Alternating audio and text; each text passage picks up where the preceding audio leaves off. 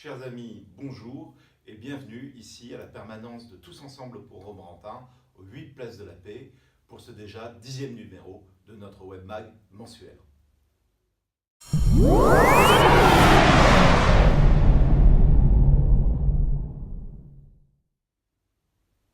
Un 10e numéro de notre webmag d'Ensemble pour Homo, spécialement dédié à la distribution de notre 11e feuille d'information Dialoguons Ensemble, qui est en cours de distribution dans l'ensemble des boîtes aux lettres de Romorantin, grâce à l'implication d'une trentaine de bénévoles que je tiens personnellement à remercier ici pour leur travail et leur implication.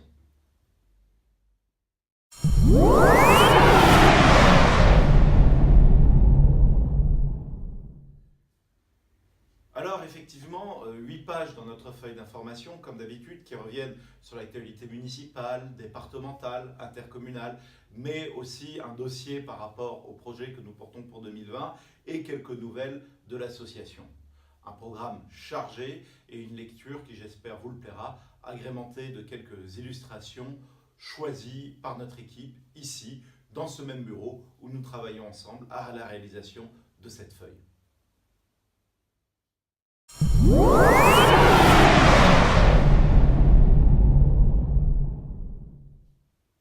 Donc en première page, vous trouverez un édito qui a été rédigé pour aborder la question tout d'abord des manifestations qui ont lieu actuellement, pour rappeler tout simplement la position de notre association. Nous ne faisons pas de politique nationale. Par contre, nous entendons les critiques qui peuvent être portées, le message qui peut être envoyé d'une France périphérique qui souffre, qui se sent abandonnée, c'est une réalité.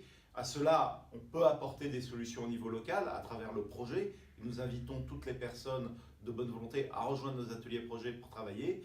Mais dans le même temps, nous rappelons effectivement que si la liberté de manifester est un droit constitutionnel, la liberté d'aller et venir l'est aussi, la liberté d'expression l'est aussi, et que tout cela doit se faire dans le respect des droits de chacun et surtout faire attention à ne pas trop impacter ceux qui travaillent, parce que nous sommes dans des territoires où l'économie est fragile, où les fins de mois sont difficiles pour beaucoup de personnes, notamment pour les commerçants qui évidemment souffrent de cette situation qui se répète tous les samedis. Et donc nous appelons évidemment au débat, au dialogue. Il y a un grand débat qui a été lancé, il faut saisir la main tendue, il faut aller discuter, il faut aller faire des propositions et de manière démocratique dans nos institutions républicaines, porter des idées et puis après laisser exprimer ses opinions à travers un acte de citoyen qui est le vote, et donc faire baisser au maximum le taux d'abstention pour que les élus puissent être le plus représentatifs possible et porter un maximum de revendications, et après faire au mieux dans un contexte que l'on sait budgétairement difficile, dans une mondialisation qui est rude, avec un taux d'endettement important, faire au mieux pour qu'on puisse mieux vivre en France et en ce qui nous concerne à Romorantin.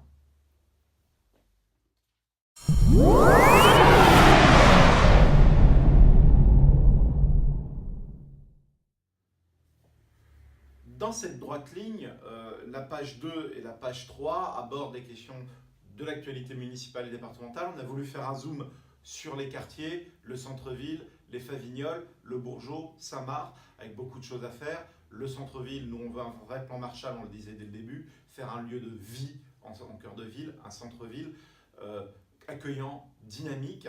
Le Bourgeot, qui a beaucoup souffert des inondations, voilà, trouver un moyen pour faire en sorte que ce quartier revive. C'est un quartier magnifique, c'est un quartier historique de notre ville. Saint-Marc, il y a beaucoup à faire, il faut terminer le désenclavement, l'école, et puis les Favignoles, évidemment, avec tous les travaux qui vont venir, mettre plus de démocratie, plus de concertation dans les travaux à venir. L'actualité intercommunale, vous le savez, c'est le faubourg Saint-Roch, l'achat de l'ancien hôpital. On ne sait toujours pas à quoi ça va servir. Ça coûte un pognon de dingue, il faut dire les choses telles qu'elles sont. 500 000 € à l'achat, plusieurs millions de travaux, et on n'a aucune idée de la destination de cet immeuble. On l'a acheté pour l'acheter. Le fait que ce soit un bel immeuble historique qui porte une partie de l'histoire de notre ville, une très belle histoire, ne justifie pas que l'on dilapide les deniers publics, surtout dans une conjoncture économique très difficile où on préférait un investissement de l'argent public qui permet la création d'emplois et de richesses.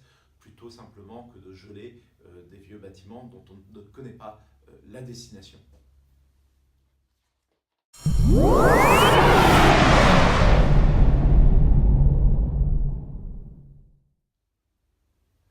En pages 4 et 5, vous trouverez le retour sur notre Assemblée Générale qui s'est très bien passée au mois de novembre dernier.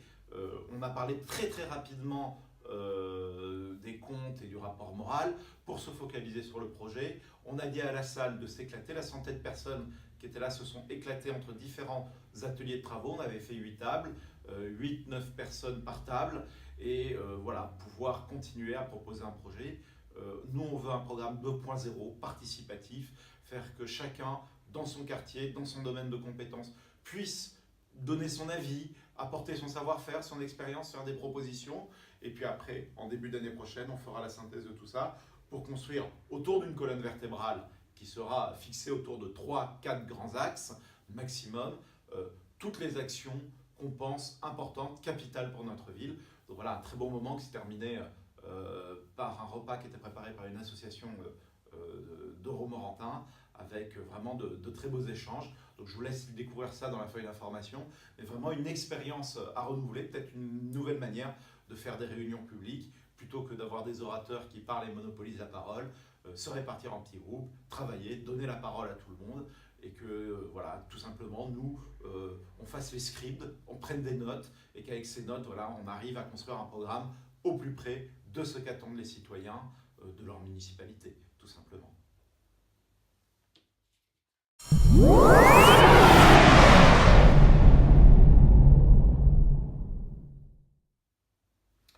En page 6, vous trouverez un retour sur ma petite expérience de conseiller départemental et de vice-président à Blois, du Loir-et-Cher. Être maire d'une ville comme Romorantin, avec le budget important de plusieurs millions d'euros, la responsabilité de plusieurs centaines de personnels qui, tous les jours au service des Romorantinais, font un travail remarquable dans notre ville, ça ne s'improvise pas. Tout à l'heure, je parlais de projets, avoir des idées, les mettre dans un programme et transformer ça en politique publique, ça ne s'improvise pas non plus, il faut savoir le faire. Et donc c'est vrai qu'à Blois, au département, dans un exécutif où il y a beaucoup de maires, où il y a des anciens parlementaires, apprendre tout ça, c'est important avant de se présenter en 2020 à Romorantin avec l'ambition de faire des choses, de devenir des faiseux, de porter un programme et de pouvoir l'appliquer. Moi je crois en la vertu de la parole donnée. Quand on dit qu'on va faire quelque chose, il faut s'y tenir et le faire. Et donc cette expérience est pour moi déterminante. Savoir organiser le débat, la prise de décision dans une équipe, c'est important. Pouvoir amender un projet sans que ça soit vécu comme un psychodrame en disant voilà, quelqu'un a une petite divergence. Non, une divergence, c'est pas forcément être contre un projet. C'est une richesse, ça permet de l'améliorer, peut-être de penser à un point auquel on n'avait pas pensé. Et donc, contrairement à Romorantin où il n'y a pas le droit de prendre la parole, il n'y a pas le droit de faire des amendements, il n'y a pas le droit d'émettre la moindre critique envers le maire, non, voilà, de dire, ben nous on arrive avec un projet, mais ce projet, il n'est pas totalement ficelé, on a beaucoup travaillé, mais il est certainement perfectionnable, il est certainement amendable, et toutes les idées sont bienvenues, et prendre, si je puis dire, le débat, la critique, dans le bon sens du terme, dans la bonne humeur, avec l'idée toujours d'être au service de nos concitoyens.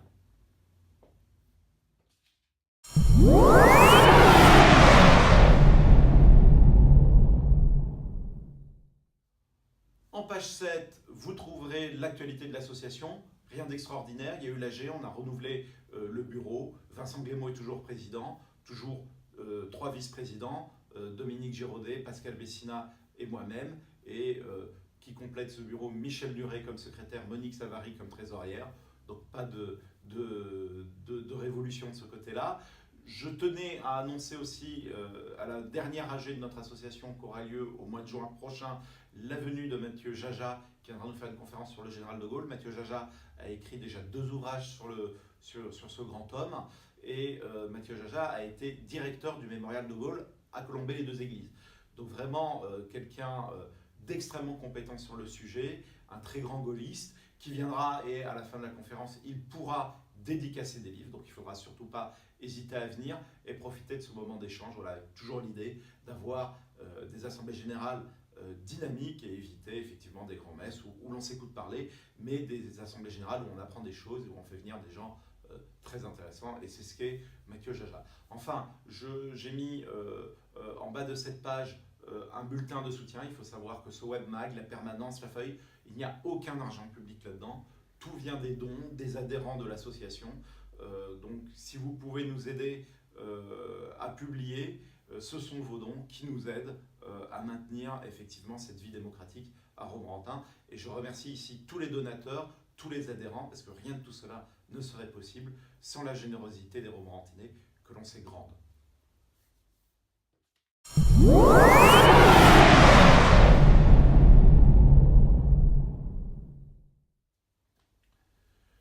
Et en dernière page, comme la dernière fois, un retour sur le centenaire de la guerre de 14-18, avec l'armistice. On commémorait l'armistice du 11 novembre 1918, 100 ans déjà, que tant de poilus ont donné leur vie pour la France, pour que nous vivions libres.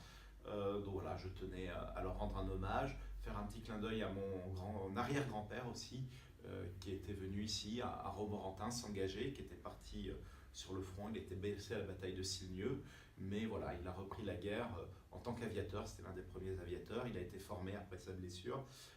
Malheureusement, il a été abattu. Il a fini la guerre en camp allemand avant d'être libéré. Mais voilà, c'est une histoire parmi tant d'autres de jeunes Romorantinais, de jeunes Solognots, de jeunes Français qui, à des âges très jeunes, entre 18 et 35 ans, voire 40 ans, ont donné leur vie, sont allés se sacrifier dans des conditions parfois très difficiles.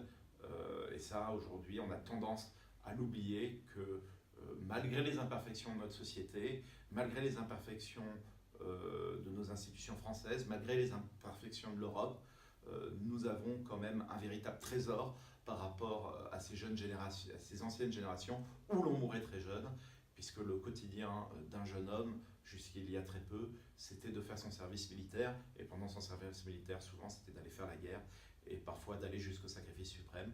Aujourd'hui, nous avons une armée qui est professionnelle. J'en profite aussi pour rendre hommage à nos forces armées, nos forces de l'ordre, qui, dans un contexte terroriste, font un boulot formidable aussi, sont beaucoup sollicités. Mais voilà, dire qu'en tout cas, sur le continent européen, on connaît 73 ans de paix qu'on n'a jamais connu jusque-là dans l'ensemble de notre histoire. Il ne faut pas le perdre de vue, même si les difficultés du quotidien existent, qu'il faut les travailler, qu'il faut y répondre. Mais voilà, être reconnaissant de tous ceux qui ont versé leur sang pour que nous puissions vivre en paix.